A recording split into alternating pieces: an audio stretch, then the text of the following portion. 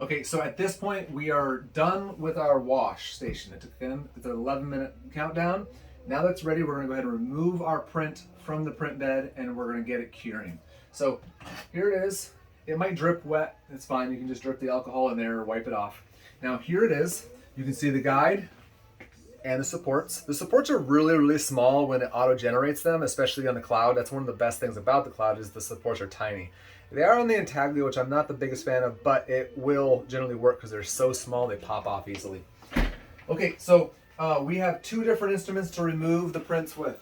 This right here is like a paint scraper. You can slide underneath it, and it's what we use mostly and what most people will use. If you have a print that's really difficult to remove, particularly a print like a model that you printed right to the print platform, these nips are really good for, you can clip right into the corner, and as you squeeze, the whole thing will pop off. So make sure you do it over the counter somewhere where it can slide and not damage it. But again, I'm just gonna go ahead and use this. It should pop right off. I'm gonna support this and just, there it is, it's coming right off. All right, so it is off. Okay, so there's our guide. Now we can go ahead and cure it. Go ahead and pause.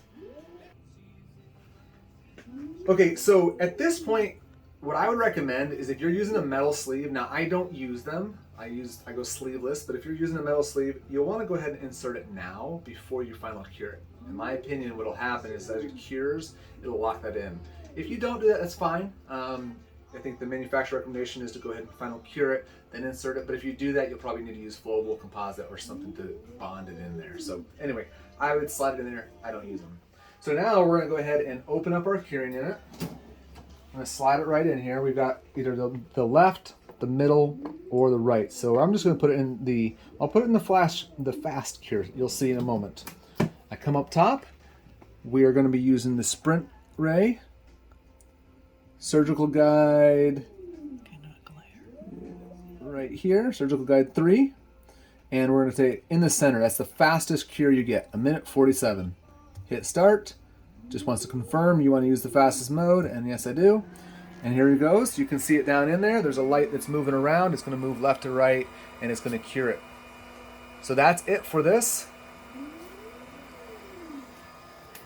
And so for the next step, after this is done, we'll go ahead and I'll show you kind of removing the supports and getting it ready. That'll be the finishing step. All right.